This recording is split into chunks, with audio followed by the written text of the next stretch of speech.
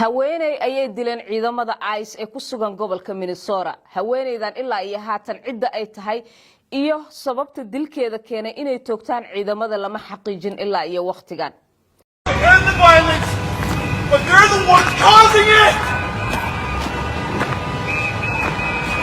بسم الله الرحمن الرحيم. As long as they're brown or black, right? بسم الله الرحمن الرحيم. صباح وعنا وناسان دمانتين. ومركلة يورجيس كتسمو تايمز. وحان كسوغانا ها.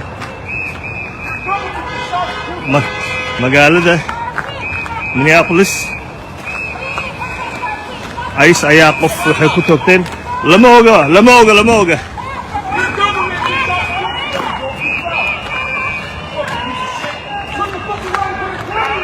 waxa wararka aynu ku helayno baraha bulshada gaar ahaan kuwa mas'uuliyiintu ay soo dhigayaan barta Twitter-ka ee X haatan loogu yeero ay sheegayaan in dadku ay isdajiyaan xaaladuna ay noqoto mid la wajihi karo.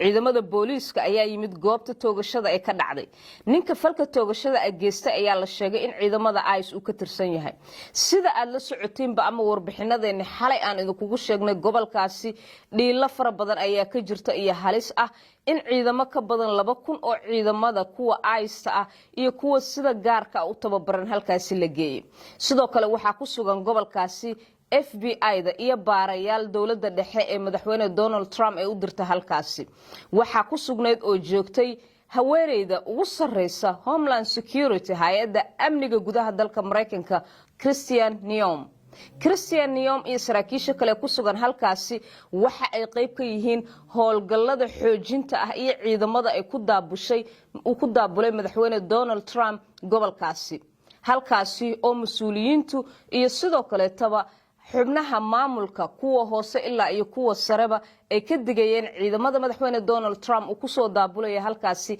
iyo cawaaqibka ay yeelan karaan. waxa jirta in dadka reer Minnesota ay sheegayaan maanta in luuqi aad ka leexataba ciidamo ay joogaan oo baaritaano ay sameynayaan. waxa la socoteen xalay sida aan warinay wiil ugaas la dhaho xaafada sida Riverside ee Soomaalida ah in lagu joojiyo halkaasi la qabtay oo la xiray wiilkaasi asagoo haysto green card isla markaasina ciidamadu ay baabuur kula carareen dadka oo ka daba qaylinaya dibadbaxna sameynayeen dhag jalaq loo dhigi waayay. waxa jirta in dad fara badan ay guryahooda ka soo bixin ganacsigoodana aan la furin labadii bilood ee ugu dambeysay ayadoo kirada ay ku socdaan dukaamada iyo goobaha ganacsiga dadku ay ku sheegayaan inay xad dhaaf tahay haddii aanan albaab la furin saameyn ay ku yeelanayso dhaqaalahooda. ka soo noqo haddaan dib ugu noqdo haweeneydan ayaa waxa sida wararku ay sheegayaan X-ka aan kala socday oo mas'uuliyiinta aan ka akhrinayay in uu markaasi sida uu yiri sarkaalkaasi ICE toogashada uu geystay kadib markii uu naftiisa u baqay isla markaasina haweeneydaasi ay dad kale isku dayeen in ay ayagu ka qabtaan ciidamada ICE. waxa jira gudoomiyaha gobolka Tim Wallis oo sheegay dadku inay isdajiyaan xaaladana hoos loo dhigo tan iyo inta baaritaanada la sameynayo qofkii si gaar uga dambeeyay hadaayada hore tuu soo dhigay falkan toogashada. waxa uu sheegay dadka gobolka inay isdajiyaan balse dadku ma degana cabsi xoogan ayay muujinayaan. ciidamadii ugu badnaa ee heer federaal ayaa gobolkaasi ku sugan. madaxweynaha dalka Mareykanka ayaa qatar u arka mid kamida jaaliyadaha Soomaalida ee ku dhaqan gobolkaasi oo uu sheegay in ay wax isdabamarin xagga socdaalada iyo xagga ganacsiga iyo xagga dhaqaalaha wadankaasiba ay sameynayaan. lunsasho fara badan oo dhaqaalaha dawladda ay halkaasi ku maqan tahay oo ay baaritaano ku sameynayaan ciidamadan iyo saraakiisha halkaasi loo diray. guri ayay ciidamadani baari doonaan sida wararku ay sheegayaan. guryaha ayay tagi doonaan guri ayay garaaci doonaan dadka ayaa sharciyadooda la weydiin doonaa. waa wararka ku qoran baraha bulshada gaar ahaana kuwa X-ka oo madaxda dawladda ilaa iyo heer gobol ay wararka soo dhigayaan. dhinaca kale waxa jirta in hay'adan ICE guri ay garaaceen oo loo diiday in la furo xataa 15 daqiiqo gudahood guriga ee albaabka gudaha ugu dhufteen. waa sida wararku ay sheegayaan la soo dhigayo X-ka. gobolka Minnesota waxa saarnay diirad gaar ah tan iyo markii madaxweyne Donald Trump uu si gaar ah u sheegay in halkaasi lagu lunsado dhaqaale fara badan oo dawladda ah ciidamada uu u dirayo. waxa xusid mudan in gobolkaasi dadkii deganaa ee iyagu lahaa xarumaha dheekeerada laga joojiyay dhaqaalihii dowladda dhexe ay siinaysay ilmahaasi si dheekeeradaasi loogu hayo kadib markii la sheegay in baaritaano fara badan lagu sameynayo YouTuber ayaa tagay gobolka Minnesota kuwaasi oo si gaara burusho saqaysan u mariyay Soomaalida sheegayna in wax isdabamarin baahsan ay Soomaalidu sameynayso ayagoon u kala soocina garaacaya xarun kasta oo daycare ah si markaasi ay dadka jooga u qalqal iyo cabsi galiyaan isla markaasina u yiraahdaan sheega lacagta meesha ay gashay isku soo wada duubo askarigan sheegay inuu naftiisa u baqay difaacayna haweeneydan u toogtay iyo wararka ku saabsan Minnesota waan u soo noqon doonaa bal gobolka Ohio sidaas si lamid waxa ka jirtay labadii cisho la soo dhaafay sida wararkeena horeba aan idinku sheegay in ayaguna ay ku bilaabatay in YouTuberadii iyo kooxihii baaritaanada sheeganaya ay tagaan halkaasi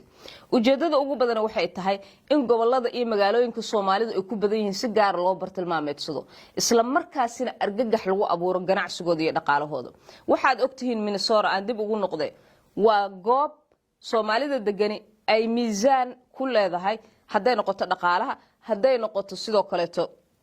siyaasadda wadanka oo waxa la yiraahdaa qofka Soomaalida ay la jirto ama gudoomiyaha gobol ha ahaado ama ha noqdo gudoomiyaha magaalooyinka mataanaha ah sida hadda St Paul iyo Minneapolis oo kaleeto ayaa soo baxay siyaasiyan waad ogtihiin dad fara badan oo Soomaaliyeed oo mas'uuliyiin noqda oo heer gobol baarlamaanka ku jiro ilaa xataa gabar mayor ah ilaa iyo xataa gabar Congress-ka ku jirto in Soomaalidu halkaas ay uga soo baxeen oo ay yihiin dad muuqdo oo aan la xaqiri karin awoodooda dhinaca siyaasadda waxaa jirta in Tim Walz gudoomiyaha magaalada gobolka Minnesota iga raali ahaado ereyada waxa ila tagtagay dhinaca kale gudoomiyaha gobolka Minnesota Tim Walz waxa uu sheegay asbuucan inuu ka haray orodkii uu socday ama tartankii uu ugu jiray arrimaha la xiriira inuu markii saddexaad ku soo noqdo gudoomiyaha gobolkaasi sababtu maxay tahay kadib markii sida uu sheegay uu u caal waayay in uu marna difaaca Soomaalida marna uu ololihiisa ka shaqeeyo waxa uu sheegay olole in laga shaqeeyo waa wax ugu adag waxaase ka sii adag ayuu yiri in maanta oo dhan aad difaacaysid qoomiyad si gaar loo bartilmaameedsanayo dad Soomaaliyeed oo degan wuxuu yiri state-keyga oo Soomaali Mareykan ah dabcan dadku Soomaali kaliya ma aha waa Soomaali Mareykan dhalashooyinka ay qaateen in badan oo kamid ah Soomaalida Minnesota waxaad ogaataan inay yihiin dad Mareykan ah dad haysta dhalashooyinka wadankan waay dadku waxay ku yimaadeen si sharciye intooda badan Soomaalida intooda badan si sharciye ay ku yimaadeen haday noqoto kuwa qaxooti lagu soo qaado kuwa ehelada ay soo qaadeen kuwa meesha ku dhashay marka sidaas la aligeed waxa dadkan ay yihiin intooda badan dad haysto sharciyada dalkan Mareykanka hadaba ICE ciidamadan 2100 ka badan ee toddobaadkan labada cisho ugu dambeysay uu Trump geeyay halkaasi iyo saraakiishan baarayaasha iyo saraakiishan heerka federaal ee laamaha amniga ka tirsanay waxa ay ku soo aadaysaa xilli qalaanqal iyo qas siyaasadeed iyo mid amniba uu ka jiray gobolkaasi waxaad ogtihiin dibadbaxyo xoogan inay dhacayeen waxaad ogtihiin in dadka gobolkaasi ku dhaqan si weyn ay uga soo horjeesteen ICE sheekada kale oo xiisaha leh waxay tahay madaxweyne Donald Trump waxa uu ka saaray saan horeba idinku sheegay xalayta liiska hoteelada ay siiyaan waxa la yiraahdo listiga amaba ogolaanshaha contractorska in dadka ay u soo diraan hoteelada la yiraahdo Hampton Inn ayaa waxa ku dhacay in dawladda federaalka ay ku falcelisay gaar ahaan madaxweyne Donald Trump kadib markii hoteeladaasi ay yiraahdeen ma ogolaanayno ama ma qabanayno ama hooy ma siinayno ciidamada ICE ee halkaasi madaxweynaha uu keenay sababtu maxay tahay isma dhaafno nabadgelyo